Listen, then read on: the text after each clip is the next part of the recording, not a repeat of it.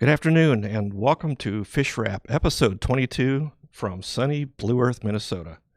I'm your host tonight, and today, Dina Lair, my usual cohort here. Janie Hansen is taking the week off and spending some time with friends down at Lawrence, Kansas. Hopefully she'll bring back some news about the harvest as it swings through the Interstate 70 area. But at any rate, let's get right to the show today.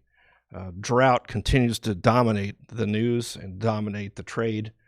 We've got a situation not only in North Dakota now, but it's spreading into Montana and a bit of Idaho, and of course the blistering heat in Washington and Eastern Oregon just this last week is really bringing some pressure onto the spring wheat crop and some of the corn crop right now. But at any rate, we had 116 degree temperatures east of the Cascades in Oregon and Washington, and just literally melting out there.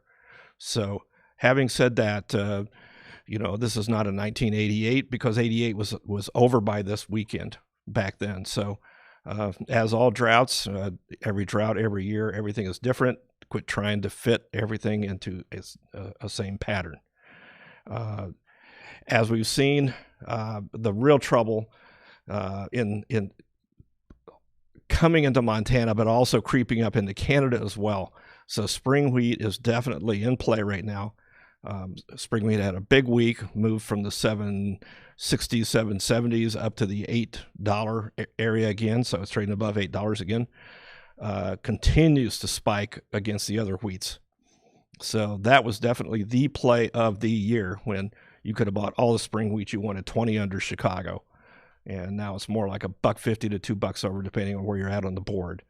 So having said that, we've got a sharp eye on that from our crop optimized standpoint, and we discussed that in our hedge report for our customers, is that we are maintaining our position, and we are not continuing to hedge into this thing, because we really have to see this drought break apart a little bit before we can start laying into this thing with hedges.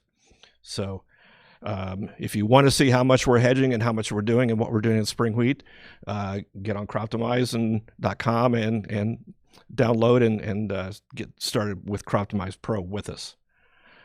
Also, we're beginning to see drought creeping into the Midwest area, which is not necessarily threatening corn, but yet we are coming into silking. We are coming into, the pollination. So we've got to keep an eye on that. Corn does not like to pollinate in this super heat. But anyway, we will see. There's a Category 1 hurricane that just went through Eastern Caribbean. So we'll see if that hits and sends moisture up the pipe, as we call it, up in Chicago.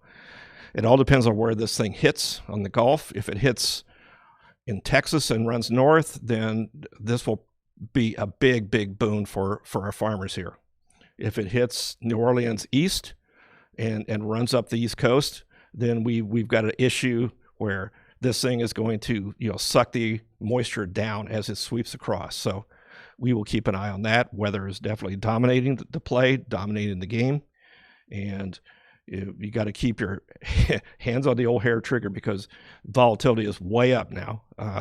Corn at 50% plus. Volatility in corn is now higher than it was in 2012. So what that means is that the market is definitely gun shy. There's big swings in the market. We had, with the crop report that came out on Wednesday, we had a bigger swing than we had in 2017, the entire year in one day, and actually like in a minute, to be honest. So the report came out. The June stocks report has been famous. It has the most volatile response from the markets over time, and this did not disappoint this year at all. We had explosive response to this thing.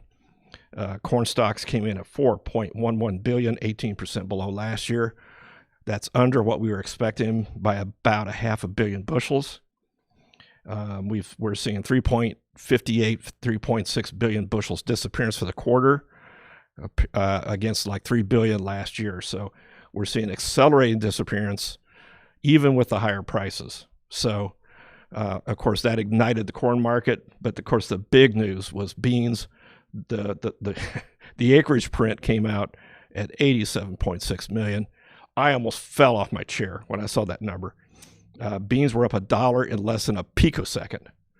And I mean, it is a long time since I've seen, trade to trade was $1. So 1 second it was like $13. Next second it was $14. To give you an idea, on Wednesday, for the first time in my memory, beans traded in the $12, $13, and $14 handles in the same day. So what that means is we're starting to see acceleration in the volatilities. The game is definitely afoot because we're concerned about the disappearance. We're also concerned about frost down in Brazil right now, which is, we're burning up here and they're freezing down there. So, it's always the opposite on that other side of the hemisphere. Corn came in at 92.7 million, which was about where I was thinking. I would not have been surprised if it was higher. Informa, their number was, they were looking for 98 million acres. So, I do not know if that was a fat finger problem or if they actually thought we would have 98 million acres. I would have been surprised if there was anything north of 95, to be honest, but yet, I don't have the analytics and the tools that Informa does at this moment. But I tell you what, that bean number at 87.6, I would have lost so much money in Chicago. I'd have been having to buy drinks all night at Ceres because, I would have sworn up and down that we're going to have 90 million acres. So we didn't get it, but here we are. My guess is it's actually out there, but, I'm not going to sit there and bitch like they do on Twitter and say USDA is wrong. We have to trade what the numbers are, and here it is. So the bean number, 767 million bushels in grain stocks, down 44% from last year. So that just shows how much China's been ripping into this market, taking big chunks out of this thing, and of course grinding for soybean oil. The wheat market, 844 million bushels. Stocks are down 18% year over year. So we're continuing to eat into that stocks number. We went for about a half a decade after 2012, where we had over 1 billion bushels of wheat in the United States, in the carryout. So if you think about it, we only grind about 1 billion bushels a year in the United States for our consumption. So we literally did not eat a wheat crop for 5 years because we just kept having enough carryout to actually work for the next year. But we're starting to eat into that, and that's going to force huge amounts of volatility. And we all know what that means in the wheat market because, corn and beans are critter food, as we call it, and wheat is human food. So once it gets more and more volatile, we get the carryouts down where, you got to be concerned about weather or something like that. Then wheat is going to start becoming, as we say in the pits, it's going to become civil again. And look out, because what you're seeing in spring wheat could be, the future. But it's yet to be seen, but yet the fundamentals are starting to line up. And we are digging into these huge carryouts from the the mid 2010s. This report, like I said, I've been around a long time. I never saw a buck move, in a second. But I keep saying that things are happening, that I've never seen. And I guess that's food for everybody to think about, whether you're a rookie or even a professional, even people who have been around for 40, 41 years. There's things to surprise you. There's things to learn from these markets, especially as we evolve away from the floors into the situations that we have now, the electronic trading and the 18 hours and soon to be probably 24 hours of trading in the grain markets. So, just, learn, stay alive, survive your mistakes, and, keep at it, because these markets are getting bigger and bigger. And, we won't need grain markets if we stop eating food. So, just food for thought about that. So let's go into the individual crops. Corn, of course, had its explosive move, but it was down then up big. The chart is looking very interesting in corn. Okay, if you look at it, we're seeing a huge pennant forming. If we do not take out the highs, it could be over. If we don't take out the lows, it could be over the other way. So the game is afoot. We are running out of time, of course, because we are in July now, And what that means is that the clock is ticking as we're getting closer and closer to the September 15th, 21 window, where we start cutting corn here in the United States. So, but that chart is brutally interesting, and be very careful. As you can see, these swings inside, you can lose a fortune just inside these swings, inside this pennant. So this is not a small pennant. This is like 50, 60, 70 cents up to down on the y-axis. So be careful, but keep your eye on that, especially in December. Because right now, I mean, you got to be a real professional to be trading SEP corn, old crop. So you got to mind your P's and Q's here, because, SEP corn, SEP Ds will take you out. And I've seen it move huge one way or the other for no particular reason, just because, July and December are the big months. September is that month where you just got to watch out, sort of like May wheat. So in Chicago, so just be careful there. The game is really in December corn right now. Soybeans, of course, explosive this week, explosive. That chart is starting to look interesting as well. So we're seeing some weakness show up. The top may be in, but yet who knows? Because this thing could put up another leg, of course, but it could break down depending on rain. So you got to watch this hurricane, and like I said, watch where this thing hits. If this thing hits Galveston south, 3 days later we're going to have 5 to 10 inches of rain up here. Okay. If it hits, New Orleans east, you're probably going to get rain all the way up the East Coast, into the Indiana, Ohio area, which, they don't particularly need it at the moment based on that drought map. So, the game is afoot. Be very, very careful. These markets are what, separates the men from the boys, the wheat from the chaff, as we say, because, the game is big, the numbers are big, the swings are big, and you just got to step back or else lighten up if you're going to be trading, because, you're not trading for nickels anymore. These are 20, 25 cent markets every day. So be mindful of that. We're continuing with this destruction of the meal market. I mean, it is brutally bad, in my opinion, what that chart looks like. And of course, on the other side is oil. And even with the Supreme Court ruling, I mean, they buried the market last week because of that, but now it has recovered because there is continued problems with the canola crop of Canada. So we're seeing canola just spiking again, even though, it's really more of an oil market now than biodiesel fuel. So having said that, it's just like the tale of two cities, Charles Dickens. And, one of these days, either meal's right or oil's right with soybeans. And, at this stage, I wouldn't bet at the moment, because, when you're in dry weather, you've just got to back off.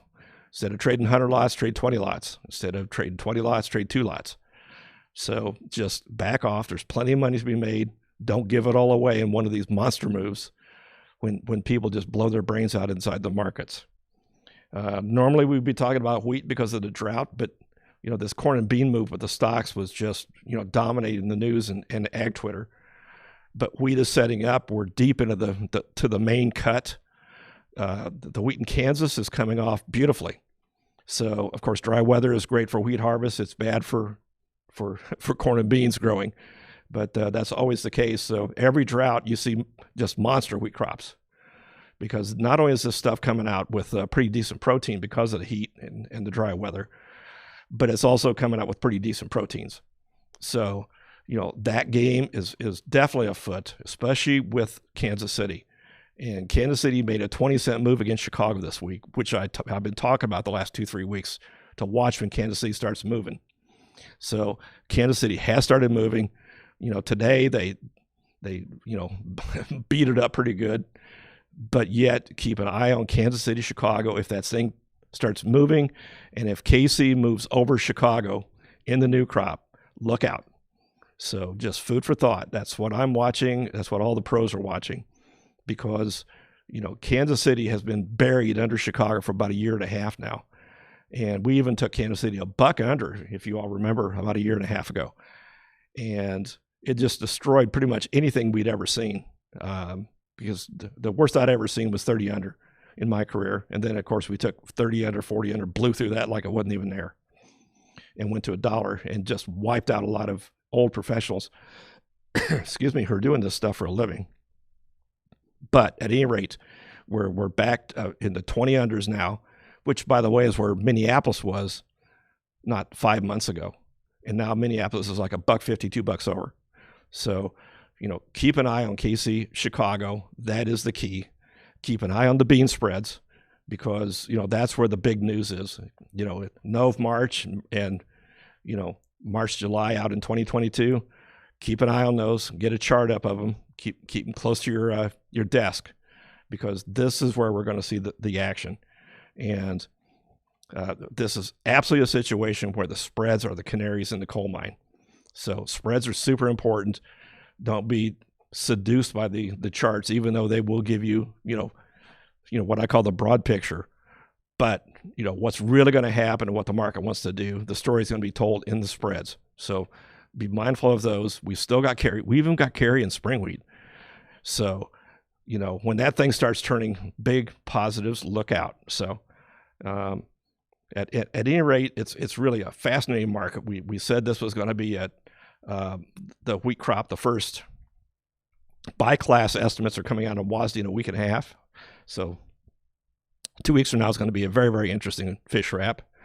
And looking forward to see what the USDA is thinking, first day out of the box for the 2021-2022 crops. So having said that, it's been a fantastic, interesting week. Big reports. Of course, Drought Monitor, all the conversation. Ag Twitter has just been on fire the entire week. And of course, we're going to wrap up today's show talking about our new friend, inflation. And I tell you what, it is absolutely a joke listening to these Fed people. I thought these were the smartest guys in the room. They're thinking this stuff is transitory, and it's just like, 100%, increase in crude oil, which the chart here is just devastating, because, every dollar that thing goes up, we're going to lose jobs, we're going to lose freight advantage and everything else, because they are just, this stuff was at $30 last year. It's been 30 to 40, maybe 45, 50 for probably the last 2-3 years. And now all of a sudden we're looking at 75. So what that means is that, the cost of transportation is going to start working its way through. And they're saying the inflation's running at 3.9% with, oil up 100%, freight up 600%, lumber up 800%. It's just like, okay, if that's what you think is 5% or 3.9%, let's have at it. But at the end of the day, it's going to rear its ugly head probably around Christmas. So be mindful of that, because somebody had to pay $100,000 for a cargo container, not a whole ship, one of those things to come across the sea. What was usually a $3,000 container to go from Asia to California and to the West Coast was $2,000-$3,000. He just paid $20,000 for it. So, this is going to work its way into the pricing structures. It's going to be, the inflation you're seeing now is just nominal compared to what's coming. So, that's the talk among the professionals I hang with. And, crude oil above 70 is a problem. And as you can see, we're looking 74, 75, 76, depending on where you're at on the curve. And that's almost 10% above what's going to really cause this thing problems. 2 days ago, we had $992 billion of reverse repos done by the Fed. Okay. 2008, with the real estate crash, the Congress had to write a check to the banks for $787 billion to pull out of that mess. $992 billion of reverse repos were done 2 days ago.